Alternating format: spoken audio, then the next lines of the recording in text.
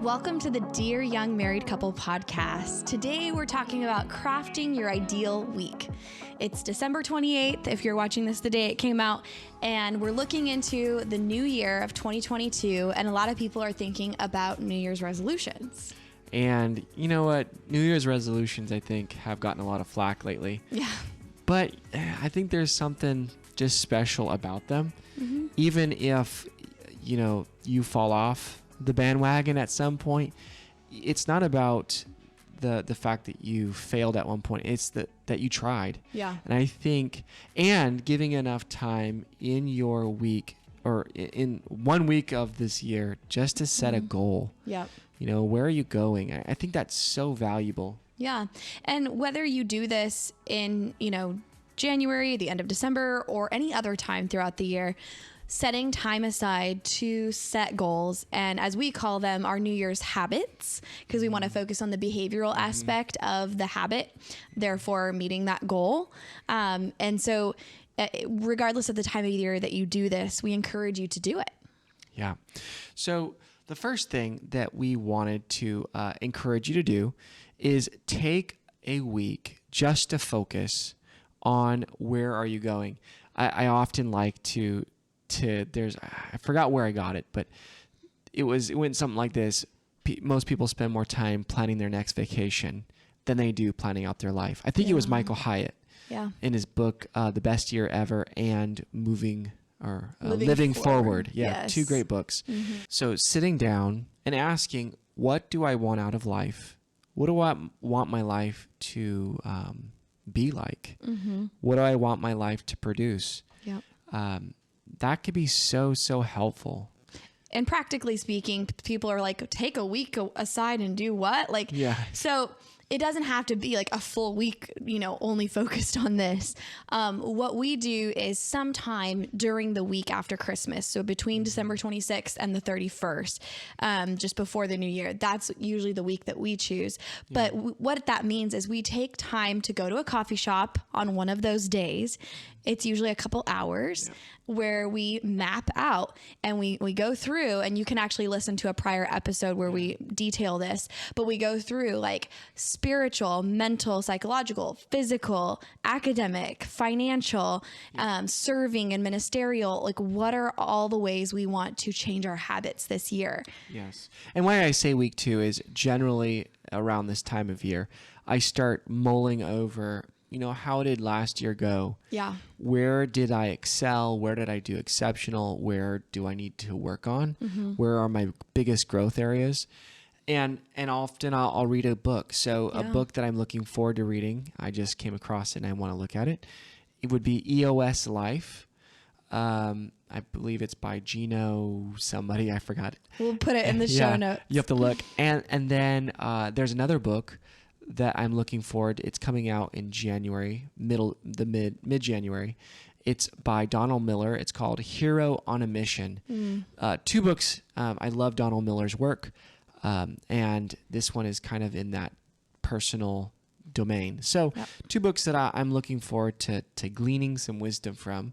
Yeah. And hopefully you're also on that quest of self-development and making your life better every single year.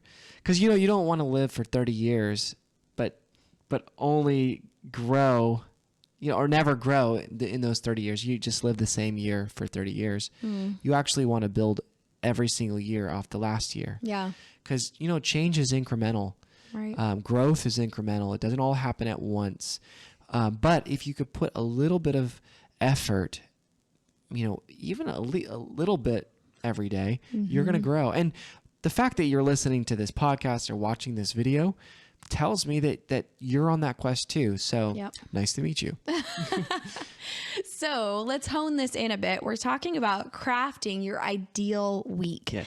So whether this is, a work week, a week that pertains to your family, ministry, your goals, we want you to think about if you had an ideal week, and not just like on vacation. Okay. We're talking about your ideal week that pertains to fruitfulness and leisure and growth and connection, all the things that are ideal in your life that God has called you to do and to be. So think about your ideal week and just take a moment, pause this, close your eyes, think about what that would look like. How would you function? How would you connect? Where would you go? Who would you meet? What would you read? How would you work? What would your work produce? Think about your ideal week. Right. A thing that I found very helpful is to draw a big square and then subdivide that big square in 7 sections, so just 7 columns, and writing down what do you want to accomplish every week.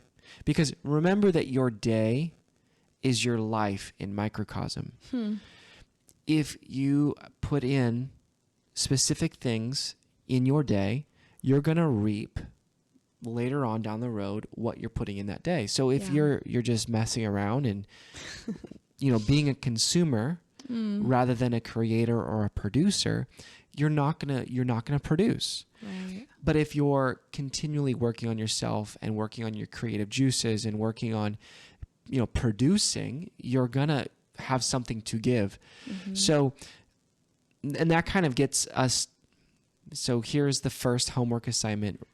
Write out, just get it all on paper. You can always erase, make sure you're doing it maybe in pencil, right?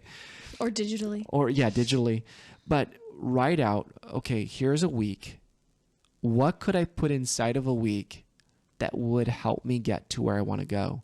And this is assuming that you've already kind of mapped out where you're going in life. Right. What you want to contribute. So once you have that, here's kind of a two-pronged approach of thinking about what needs to go in that week. And what doesn't need to go in that week. So first of all, you should come up with a don't do list. So, and I know that sounds probably basic, but what are the things in your life that are sabotaging your greatness? And this is especially important for people who are tasky. I am. And so I function really well with a to-do list. I'm very calendar oriented and I can get caught up with all the to-dos. And so Adam will remind me at times, what's on your not to-do list today? What's on your don't do list? Because there are things that either need to be scheduled for later or things that you don't actually need to do at all. You need to delegate that out so that you can focus on the missional stuff, the stuff that God has called you to do.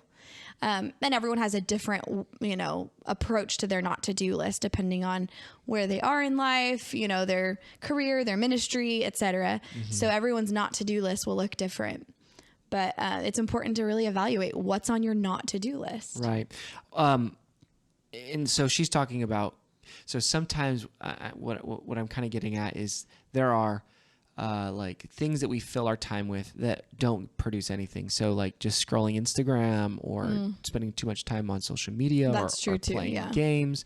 But then Karissa is talking about things that you'd be best doing other things. So for instance, everybody has activities that you can do that are going to produce something big. So those are your $1,000 an hour things that you're working on. I heard someone say that.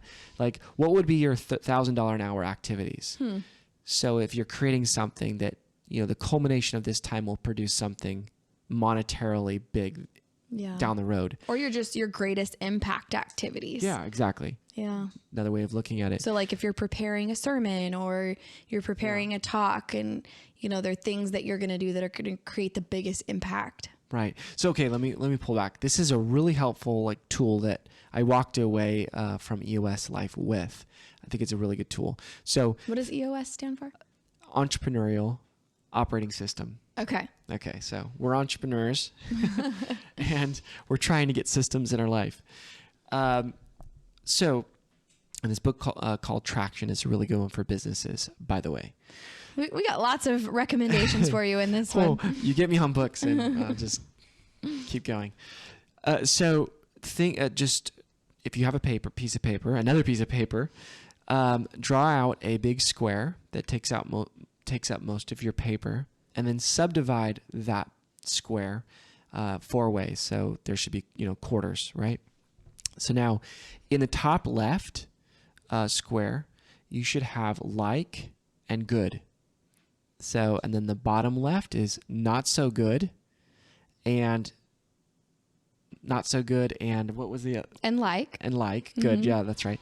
And then top right would be don't like and you're good at.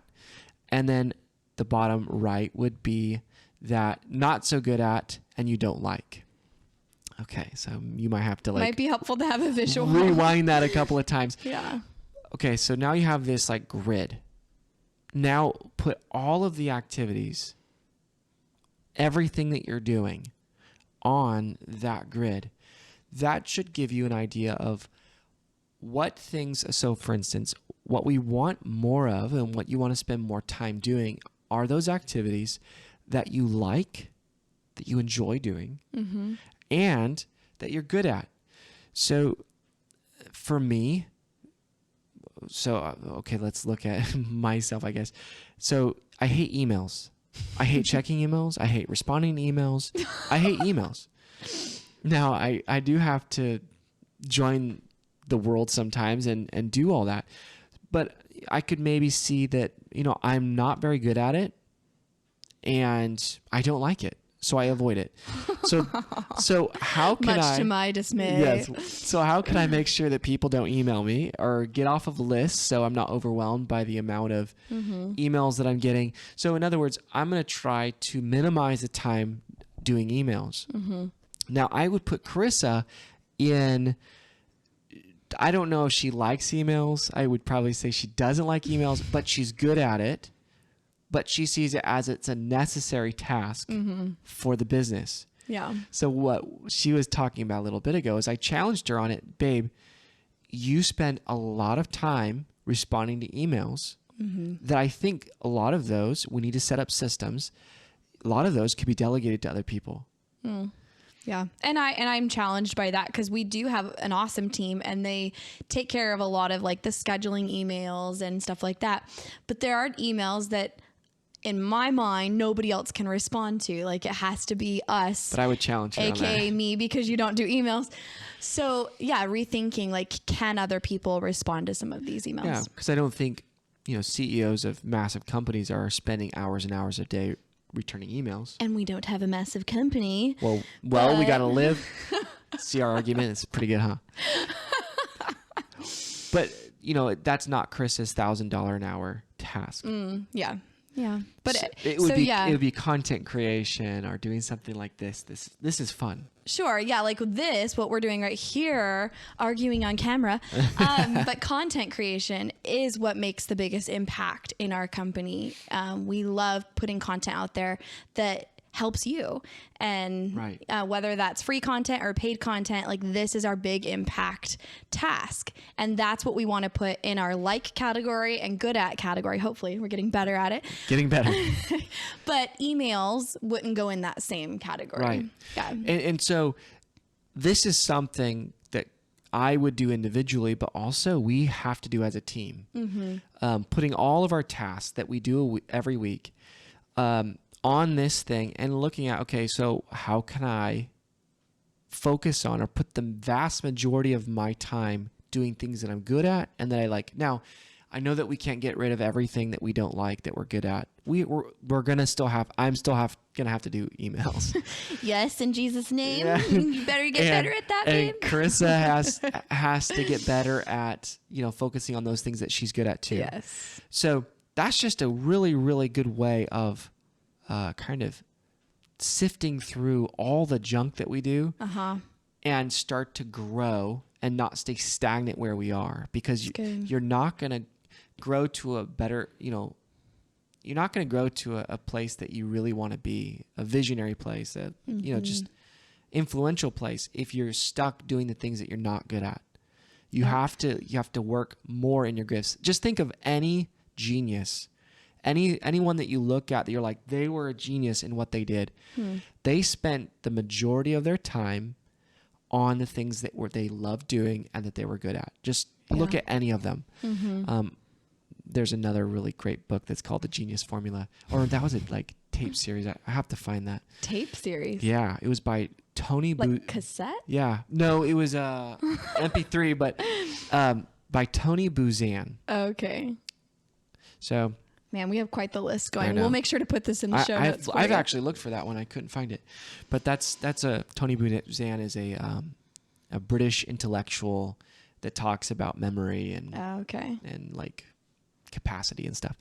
So that's just a really, really great tool. Yeah. So create that quadrant, get that down on paper, things that you like or don't like, things that you're good or not so good at. Those will be your 4 quadrants.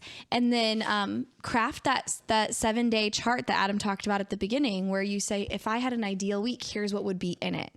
And if you want more inspiration on like ideas and more about like the theory part of this and not the practical side, you can go and re-listen to a few episodes. I'm going to name them here and I'll link them in the show notes as well. So episode 2, which is Growing into a Better Us with Reverend Doctors Miles and Sheila Young. That was the very first episode we did after the Meet the Kings episode, and people still go back and listen to it. It's an awesome episode. Episode 25, What I Wish I Would Have Known About Money Before I Got Married. That's a good one that we did with Rachel Cruz, Dave Ramsey's daughter, and it's a really good one just thinking about financial focus. Episode 38, When Playing Safe Means Living Small with Andrew Bentley. That's a really good one just for inspiration on doing big things that matter. Episode 57, if you're thinking about going to school, we interviewed Karina and Curtis Hendricks, going to school as a married couple, and the challenges thereof. And then episode 62 is the one we talked about in the beginning of this episode. And it's called A New Year's Resolution for My Sex Life. Say what? But it's really about all the different areas of your life where you would want to put new habits in place around the New Year's. Yeah, and I believe we pulled a lot from the book Tiny Habits. Yes. Which is a fantastic book on habits. It's my favorite. Yet another one to add to the list. Yes. So the last thing I would challenge you to do that's very related to what we did above would be, what 3 actions, if you did them, would make the biggest difference in your life toward what you want to produce or become. And sifting that down, like, what do you want in your life? And once you know that, like, how do we get there? That's good. And so what 3 actions do you take to help us get there? Yeah. Man, if you can answer those questions and put them on your schedule and put them in your ideal week and only focus on the things that you like doing and you're good at, your life is going to change so stinking quick because you'll be operating in your gifts. You'll enjoy doing it, and that's where you excel. That's actually a question in our foundations deck.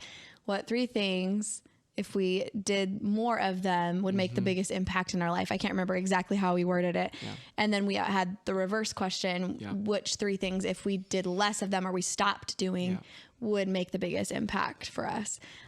So that's a good thing to think through. Yeah. And by the way, for all of you that are watching, listening, and you want maybe some accountability, a little bit more direction in your life, around these topics even, and around your marriage, I would totally recommend joining our monthly live date night. Yeah. It's as much as a venti coffee, pretty much. It's $10 a month. And we talk about this sort of stuff, but a lot more in depth, a lot of interaction. We give PDFs and guide people through. Yeah. So it's like you're getting a group counseling session almost. And it's 90 minutes once a month on a Friday night. And if you join, you have access to all of the past episodes that we've done on sex and money and self-development and, marriage, all these things that are so important. Writing your mission statement for your marriage. So seriously, go check that out. You're not going to be disappointed. It's a fabulous resource. We just are terrible self-promoters. And so we don't talk about it very much. And I said to Chris, I'm like, we have got to talk about it more because you would be helped so much. And that's why we created it. Like you said self-promoters, but it's not promotion of self. Like this is a resource that we created for the community because we know it's making an impact. And what's great too is we learn from others, and we do the tasks that we're having everybody else do as you're doing them. So which is fun. Like our marriage benefits from doing monthly live date night, and then we see all the other marriages being benefited by it too. So we want you to come be a part of that. We also have a private community that one of our monthly live date night couples created, because it really is a family. And so she put it together. It's a private Facebook group that you get to be a part of. And everyone just like celebrates with each other and grieves with each other when things happen in their lives. And well, we've been doing it about a year. And year and a half. Yeah. And it has become a little family. It's funny. It's great seeing people from all over the world. We get to see them and check in and encourage each other to greatness and to do big things in life and get out of our comfort zones. And, and that's the stuff of life right there. I like that. Amen. You guys, this has been an incredible year of doing podcast episodes with all of you. Like we talked about in prior episodes, we learn so much when we get to interview folks or study and prepare to do a solo episode or doing ask episodes. And we thank you so much for tuning in each and every week. This has been a full year. We've had over 52 episodes because we've done every week and sometimes more than once a week. And so we are just full of gratitude today as we look back on the year of 2021 and getting to connect with you guys via the podcast and Instagram and in person at our marriage retreats. So we love you guys and we are so thankful for you. Ditto everything she said. We love all of you and looking forward to an epic new year. Happy New Year.